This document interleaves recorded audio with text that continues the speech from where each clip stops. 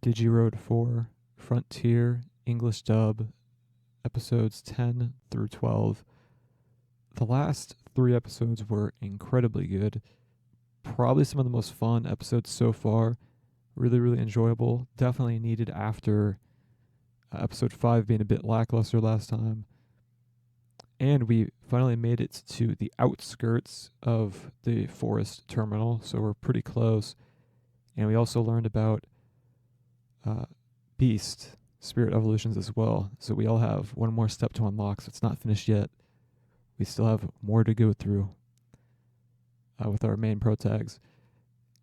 And we also saw Koji getting that call from the his Digivice. I don't remember what the hell the Digivice is called in Frontier. I forgot because I feel like they've definitely mentioned it. Is it defrag?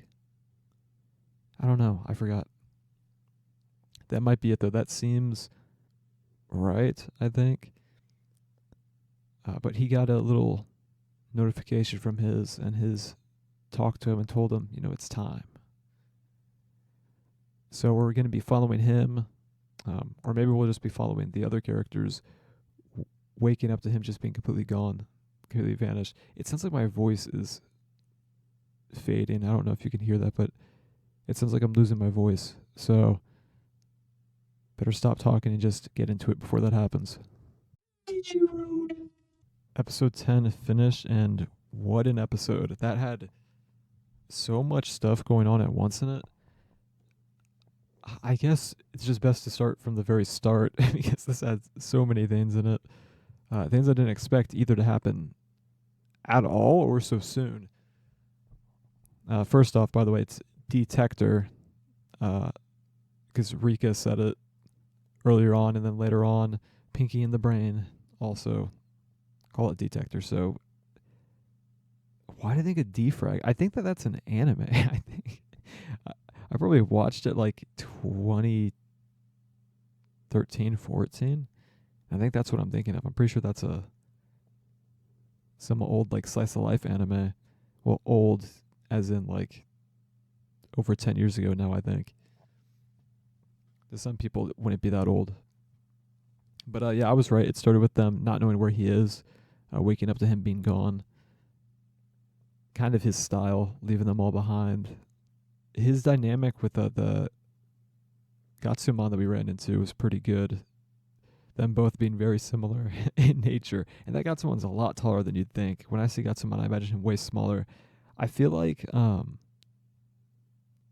he was smaller before in Adventure. I remember him being way, way, way shorter. So very weird seeing him being very largish. There was a line when they were trying to follow him because, similar personality to Koji, he did not want to help them out, was just trying to leave them behind. There's a part where Bokomon, I think it's Bokomon, the one that likes grabbing his junk in the front, he says, but he knows something. Or something like that. Like he knows something. When they're trying to follow him. It's just the weirdest thing leading into a commercial. Grumblemon, also getting to see him again, his big ass nose. Entire squad jobbed to him. Literally everybody jobbed to him. But then Gatsumon was able to hold him off. I don't know how I feel about that. I feel like they're already making the normal spirit evolutions feel very weak. And maybe it could be, they need to get used to it more. Or maybe just the writing it fits for now. It conveniently fits. Of them getting their ass beat by a single short dude. 4 of them. But the quad spirit evolution was really cool this time. They did it slightly different with how the symbols go into each other when they did it. It was just really, really cool. Very satisfying to watch. Music great as always. And they're probably making the normal spirit evolution seem weaker. That way we really want the beast ones and to see the beast ones. And Koji got his, and it was really cool. Really cool beast spirit evolution. Different music. And the visuals were like so much more raw, like more primal feeling. Really, really, really cool. He couldn't control it though, which plays more into the primal feel of it. He needs to have time to be able to control those powers, and maybe that's why Grumblemon's winning because he has his beast spirit. I'm assuming that's what it is. The other one is his beast spirit. That's why he's able to take them all, because the beast spirit is just that powerful. But again, it does undersell the previously established ones a bit. And again, I think he should still be struggling against 4 of them, even if he can slide Spirit Evolve. Kazemon got taken away. Zoe lost her freaking Spirit Evolution. I did not see that coming at all, especially this soon. Because I was kind of thinking, man, it'd be interesting if, the villains actually were able to take something away from the heroes, but that'll never happen. And then it happened. It just sucks that Zoe's jobbing once again. It didn't even pop up in my mind that Zoe could lose in an episode that wasn't focused on her, but I guess she is just dedicated to job, and job. That could mean maybe she's next to get her beast evolution, and then she won't job anymore. She'll start helping out a lot until the others get theirs, but she just has terrible luck so far in the series. The final scene with Grumblemon and Kendo Garurumon, which also I like this. I like Kendo Garurumon. It looks way better than what is it, Lodomon or Logomon? Lodomon. I just don't like how it looks. I like the lightsaber thing it has going for it, but I just don't like the way it looks personally. It does not click with me at all. But Kendo Garurumon is really cool. And the final scene where a big explosion from their fight happens and the cliff breaks down and they fall into the water, it was really, really cool visually. Like, really awesome scene. Get saved by Gatsumon at the end too. Grabbing him and helping him up and them sharing a little moment. It was nice. Really, really, really solid episode. And again, surprises there. I did not think Zoe was going to, ever lose Spirit Evolution. I think any of the main cast was going to lose a Spirit Evolution. And I really, really, really did not see it coming in an episode that wasn't even focused on her. So she just cannot catch a break. Leading to the next episode, though, it could be interesting seeing how Zoe's character interacts with not being able to fight if they run into trouble and having to deal with that. And again, I do think she's the next one to get the Beast evolution just based off of fans. And also, it'd be cool seeing Koji's trying to struggle with controlling the new Beast form he has. Really looking forward to the next episode. This was really, really good. But I think my voice is still dying. DigiRoad. Episode 11 done with. This episode had so much stuff happen in it. Comparing it to the previous, I think it has about the same amount of shit going on in it. Obviously, not in a bad way, but in a this was just way more than what's been happening recently. But first off, I realized Grumblemon's VA is Digitamamons from Adventure. I don't know why that didn't click with me previously, but it finally did. I'm like, oh wait, that's Digitamamon. And actually, in a way, it made me like Grumblemon even less. Not that I hate Digitamamon, but it's at points I feel like we saw too much of him in Adventure, and he was very, very rarely used, right? Hopefully they get through with Grumblemon in the next 5 episodes. Please, please, please. Please get rid of him. This cannot be the villain for much longer. Please. There's got to be others. There just has to be others. I don't like his design. His voice is still getting on my nerves. I don't like his other slide evolution. I keep forgetting what it's called. I want him gone already. I do not like him.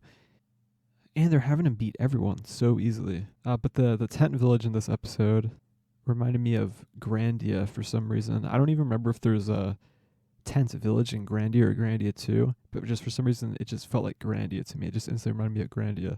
And also in that tent village, we saw JP's marriage fantasy, which they went really all out on that, huh? They are. That definitely made some people fans of that. It was pretty funny. I did not think that it was going to go as far as it did in the marriage fantasy. They were practically kissing. It was very, very close to it.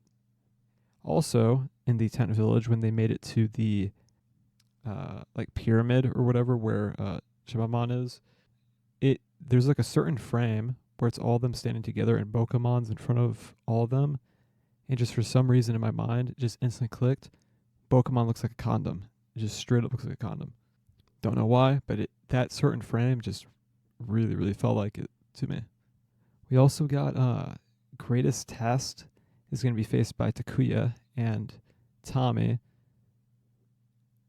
And we know what Takuya's is now. He got taken over by his beast spirit, which I don't like its design. So it's funny how that works. I like his normal spirit evolution and not his beast. And then I don't like Koji's normal spirit, but I like his beast. So can't really win here. We do not have a 2 for 2. But yeah, so that's the test he has to face. And I guess Tommy's is having to deal with his spirit evolution being taken because his got taken. And that really, really shocked me. I did not think that was going to happen. Zoe's, again, was unexpected. And that was just last episode. And now Tommy's all of a sudden. It's just like, damn, you're really building up this character. Like, you're really building up this character. This one. This is the one you're choosing to build up. Out of all the ones you could have picked, you picked Grumblemon. That is just a choice of all time. And I guess we finally got a true to be continued, as the conflict isn't over yet. So them trying to get Takuya out of it, finish his test, and then maybe find out what Tommy's is, or try to regroup and everything. And we'll be on the next one. This was another really eventful episode. I might be too tired for another one, so it might have to be in the morning where I continue it. But I might as well just push through, huh? I might as well.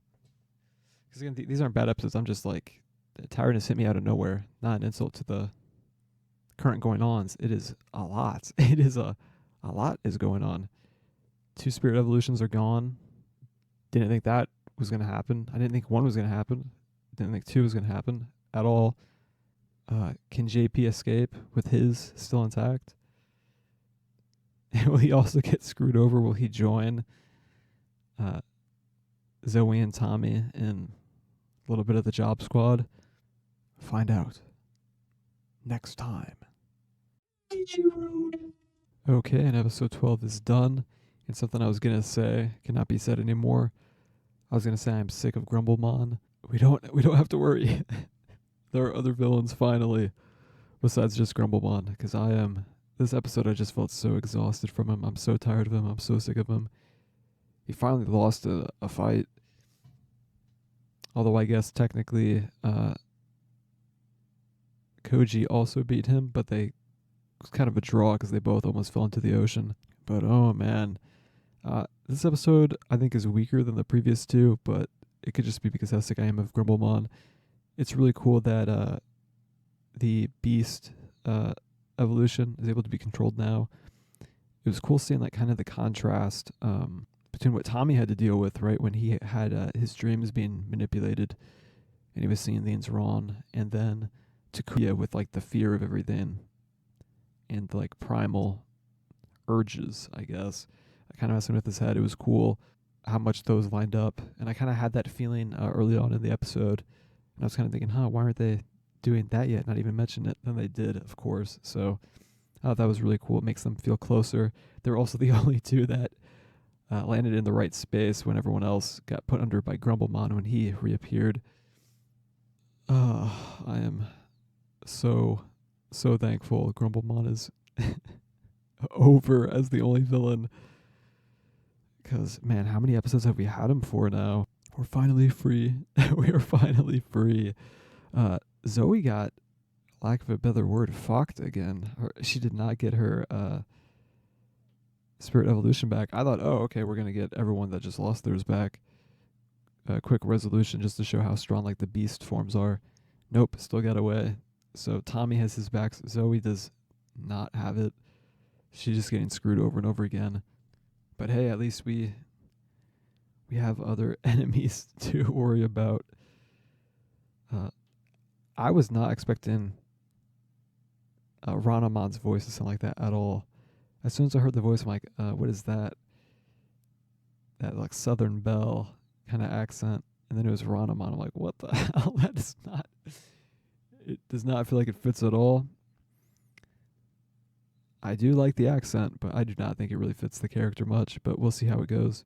I wonder what the accent is in the Japanese, because I know some characters have like countryish accents that as Americans, we can't really tell much uh, difference between that and then standard. So maybe that's the case here. Maybe she had a unique accent in the Japanese, or again, it could be entirely just English, just winging it. But I don't hate it. It's just, it feels really random. And then I guess Duskmon is going to be similar to like Black War Greymon, and a bit of the like loner traversing anti-hero position. So it'll be cool interacting with him. I think there's a very likely chance we'll get Duskmon in next episode. Or maybe it'll be Ranamon. Maybe they'll just throw her out right away. Instantly to grab onto. I think these 3 episodes have been very eventful, very, very crazy. And it made me very, very tired of Grumblemon. But I had a good time overall. This last episode, on the weaker side for me personally, just because he needs to go. He needed to go. So again, perfect timing, I guess. As soon as I'm like instantly like, yeah, I've had enough of him. I cannot see this guy again. As soon as that happens, other villains are going to be introduced already. So thank you. I don't know what else to say really, but Zoe keeps jobbing, even when she's not in the fight.